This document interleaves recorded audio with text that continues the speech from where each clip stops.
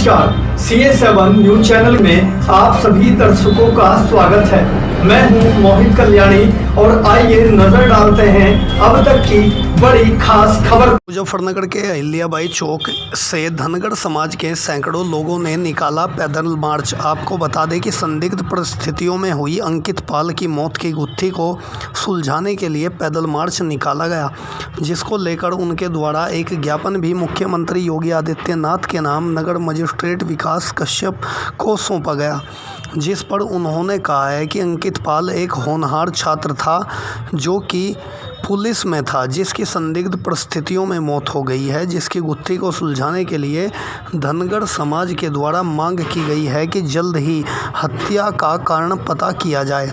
अंकित की मौत कैसे हुई है, क्योंकि पुलिस कर्मियों के द्वारा अंकित के परिजनों को फ़ोन पर जानकारी दी गई थी कि उनके पुत्र का एक्सीडेंट हो गया है, लेकिन जैसे ही वह घटनास्थल पर पहुंचे तो वहां पर पुलिस कर्मियों के द्वारा जानकारी दी गई कि अंकित पाल ने आत्महत्या कर ली है।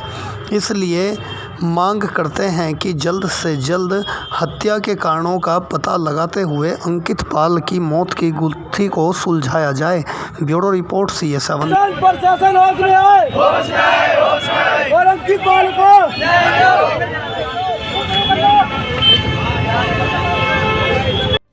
न्याय मिले।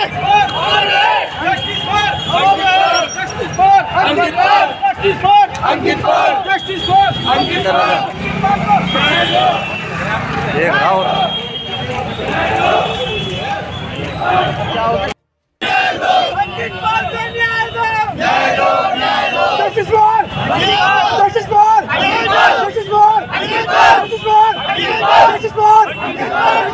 ठीक है सर। क्या नाम है आपका पूरा? मुझे अरविंद धनगर कहते हैं। धनगर जी, आज यात्रा। हाँ, ये देखिए अंकित पाल जो है ये हमारे समाज का एक होनहार बालक था जो कि आरक्षी पद पर मैनपुरी के पास जलेसर थाने में पोस्टेड था। और अभी एक दिन इनके परिवार वालों को सूचना दी गई कि आपका जो लड़का है अंकित पाल वह एक दुर्घटना का शिकार हो गया है, एक्सीडेंट हो गया है। जबकि मैं नॉर्मल रूप से अपने परिवार से बात कर रहा था रात में, और सवेरे परिवार वालों को जैसे ही फ़ोन किया, वहीं से ही जो जलेसर सीट के जो थाना अध्यक्ष हैं या अन्य पुलिस अधिकारी हैं, उन्होंने बताया कि आपके बच्चे का एक्सीडेंट हो गया है। उसके पश्चात परिवार के लोग जलेसर पहुंचे, वहां उन्हें दूसरी घटना दिखाई गई कि इन्होंने आत्महत्या की है। अब यहाँ संदेह प्रतीत होता है अंकित पाल जो कि एक बहुत होनहार छात्र था, वह पुलिस के पद पर जरूर भर्ती हुआ था, लेकिन वह UPSC में अन्य सिविल टाइप की परीक्षाओं की तैयारी कर रहा था। अब आप देखिए यह घोर विडंबना है। इस जघन्य अपराध में कौन कौन जो भी दोषी शामिल हो, आज समाज एकत्र हुआ है। उनकी श्रद्धांजलि सभा अंकित पाल की रखी गई थी केशव मंडप में।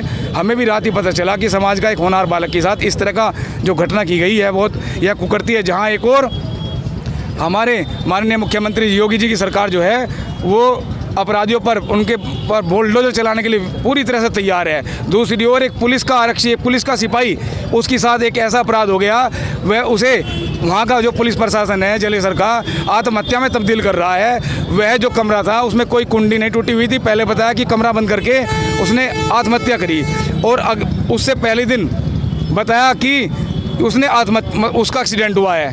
जबकि पोस्टमार्टम रिपोर्ट वगैरह में कोई इसी प्रकार का खुलासा नहीं है कि उसने आत्महत्या की है। वह हत्या प्रतीत हो रही है। और एक तरफ उनका इस जो गरीब समाज है, यह धनगर जो समाज है, पाल समाज है, इसके साथ घोर अन्याय हो रहा है। इसके खिलाफ अब समाज का युवा सड़कों पर उतर करके मौन जुलूस के रूप में देवी अहिल्याबाई चौक तक आया है, और यहीं से उनकी जो श्रद्धांजलि सभा है वहाँ तक वापस जाएगा।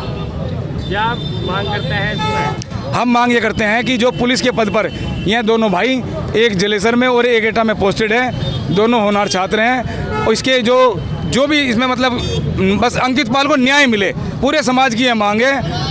हमारे समाज के ये रहने वाले भोरा गांव के थे, भोरा कला। कितने समय से पोस्टिंग था वहाँ पे? अभी 2020 की भर्ती थी, ये लगभग 4 साल नहीं, मेरे विचार से शायद 1-1.5 साल की पोस्टिंग होगी, मुझे जानकारी नहीं है इस चीज़ की। पोस्टमार्टम की रिपोर्ट में भी कुछ नहीं है? पोस्टमार्टम की रिपोर्ट में भी कोई इस तरह की मतलब बिल्कुल भी कोई विक्टिम्स नहीं है कि उसने आत्महत्या की है। जबकि हाँ, वहाँ पर IG साहब को भी पत्र दे दिया गया, लेकिन आज चूँकि श्रद्धांजलि सभा का समय था तो समाज के अंदर एक खून उबल रहा था युवाओं के अंदर, उन्होंने कैंडल मार्च यात्रा निकाली है देवी अहिल्याबाई चौक तक और अब वापस केशव मंडप में जहाँ श्रद्धांजलि सभा का आयोजन किया गया वहाँ जाएगी।